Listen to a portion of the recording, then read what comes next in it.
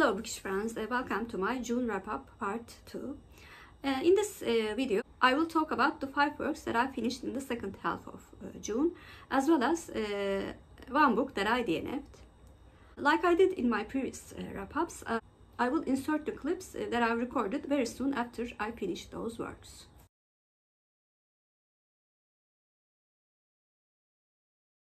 Today is the 18th of June and I finished the book that I chose for my TBR Weds Cup last month, which was The Pursuit of Love by Nancy Mitford. I originally added this book to my TBR when it was chosen for the book club hosted by Kate Howe last year, and being really busy at work, I couldn't read it at that time. In this book, we follow Linda, who is the second eldest daughter of Redford family, from her childhood until she is a grown woman, but the story is told from the perspective of her cousin, being born in a family of landowners and having land capital. Linda is quite a rebel in her society and her family, who are quite traditional and oppressive English family with 18th century values. I was quite excited to read this book because I've heard quite good things about Nancy Mitford from my friends. However, unfortunately, although I found the writing style to be quite decent, I found the plot and the characters to be very bland, and I really did not like Linda as a character. I do not mind unlikable characters when the plot is interesting and also quite action-packed. But this being a quite slow-moving plot and being also quite a character-based plot, this book was very hard for me to like. There were some parts in the book which actually did not involve Linda, that I found quite interesting. Overall, I can say that this was a quite disappointing book for me. I will certainly not continue with the series. I gave The Pursuit of Love by Nancy Mitford a 6 out of 10.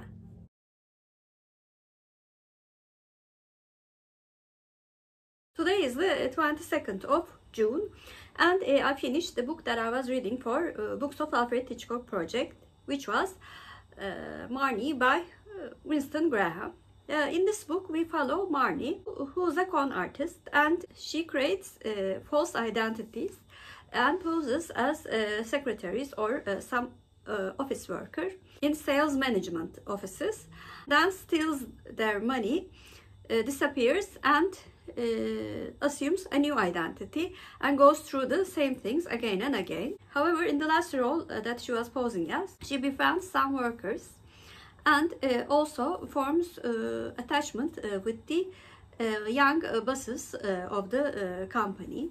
And after stealing their money also, one of the bosses, Mark, finds Marnie and offers Marnie a proposal that she never thought would happen.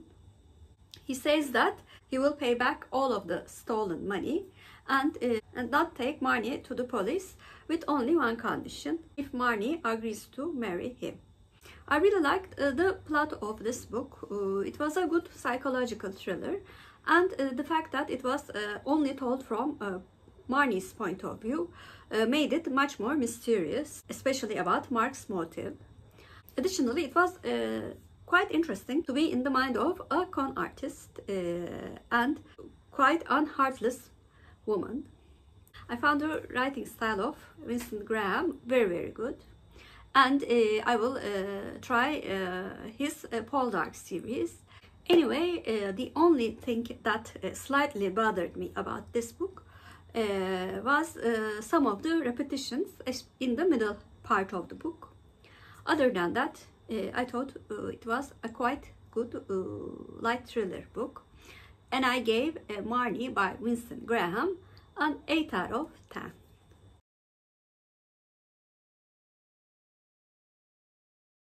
Today is the 24th of June and I DNF'd the book that I tried to read for Read Your Shelf Challenge, which was to read a science fiction book.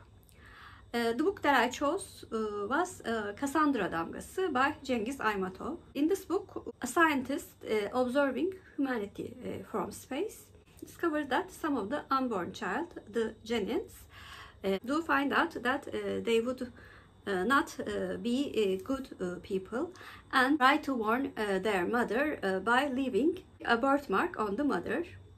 And although the book had quite an interesting subject matter, I thought the writing style was very, very boring. I never saw people who talk like that, with the exception of them being in a scientific conference. Some of the dialogues between our main character and his wife was very, very unbelievable. And also the Turkish translator, I think, did not make this book any easier to read by using very, very long sentences. Even though I really would like to read a book written by a different author with the same plot, I've decided that I would not waste my time with such boring and long sentences. So I decided to DNF Kassandra Damgası by Cengiz Aymatov.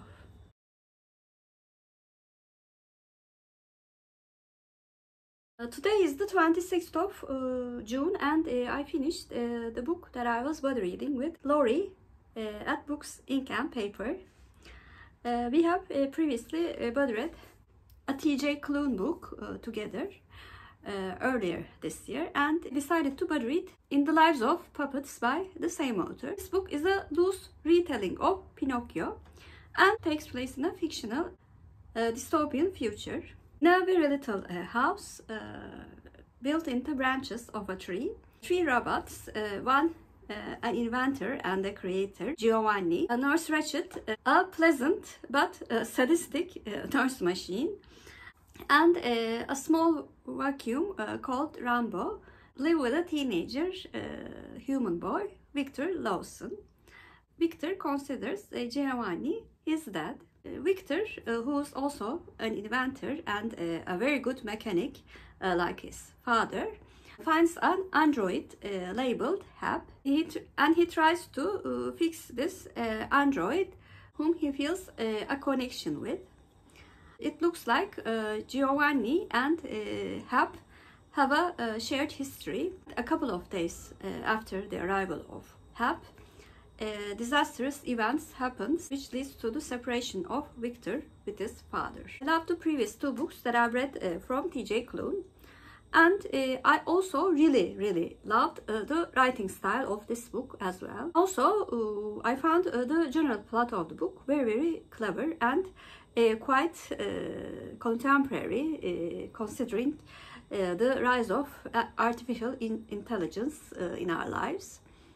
Like all T.J. Klune books, the characters were very unique and quite endearing, and also the relationship between the characters were very emotional. Especially the relationship between Giovanni and Victor was very moving for me. To be honest, although it was decent, I did not care much about the romantic subplot in the story. Aside from Pinocchio, this book really reminded me of The Wizard of Oz as well. The bud reading experience with Laurie was great again. I hope to continue bud reading lots of books with Laurie in the future. Already have another T.J. Klune book planned for our next bud read. When I tried to rate this book, I thought it was better than 8 out of 10. And not as good as the other 9 out of 10 books that I've read. Like 8.5 out of 10, but of course I rounded up to 9 out of 10. So this book was a bit lower, 9 out of 10 book for me.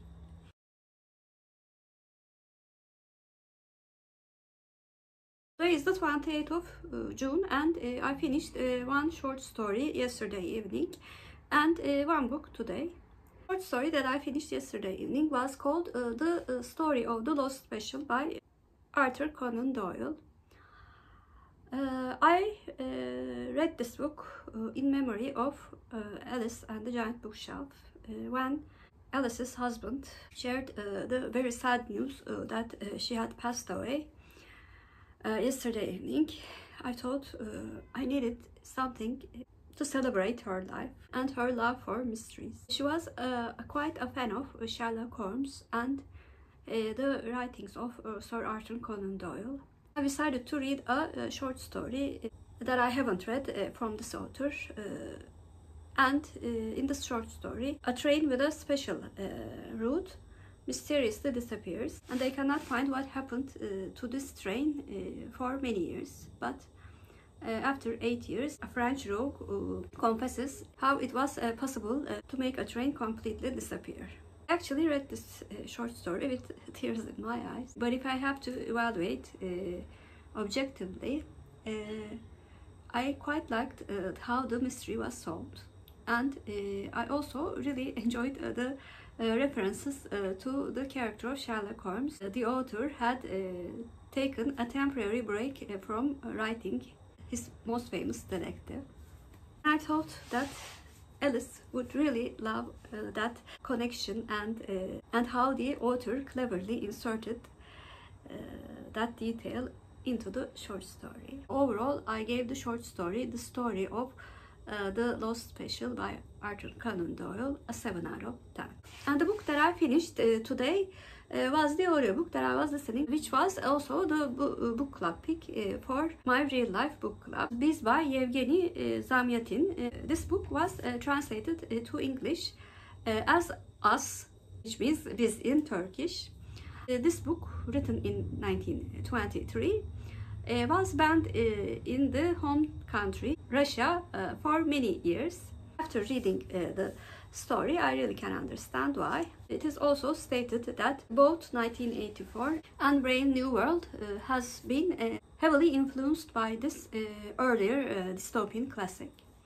And in this book, talking about a dystopian world, of course, humanity works exactly like parts of a machine. And the concept of us domineers over the concept of individuality. And our narrator, who makes voice recordings, is the chief engineer of the great holy machine. And in the beginning of the book, he is very much in tune with the ideology of doing the same things as a community over and over again. However, when he meets a woman who very much influences her, both with her physique as well as her thoughts, makes him reconsider if what he has been led to believe was the perfect order, like everyone else in the community says so. I can see the influences of both Brave New World and 1984 in this book. And very similarly, like Brave New World, I thought the concept was very, very good. And the writing was very, very dry. I especially liked the sections in which the narrator doubts his previous thoughts, his previous beliefs, the perfect world order, and the concept of us against individuality. Those parts were the parts that I've enjoyed the most.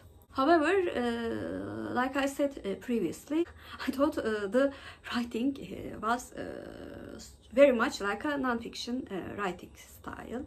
Although the character acts and thinks like part of a machine, and the tone could be a bit dry, I thought it was extreme, and I felt like I was reading a non-fiction essay in some parts of the book, which I really do not like in fiction books. Overall, although I really admired the value of this book in dystopian literature because of its very dry writing style, I gave Biz by Yevgeny Zamyatin a 6 out of 10. Those were the 5 works that I finished and 1 book that I DNF'd in the second half of June. Please comment down below, did you read any of the books that I talked about in this video? And what did you think of them? I'm especially interested if you have read Us by Yevgeny Zamyatin, because I read the book with such conflicting feelings. If you're a new viewer, first of all, welcome. Please like and subscribe. Hope to see you very soon. Bye!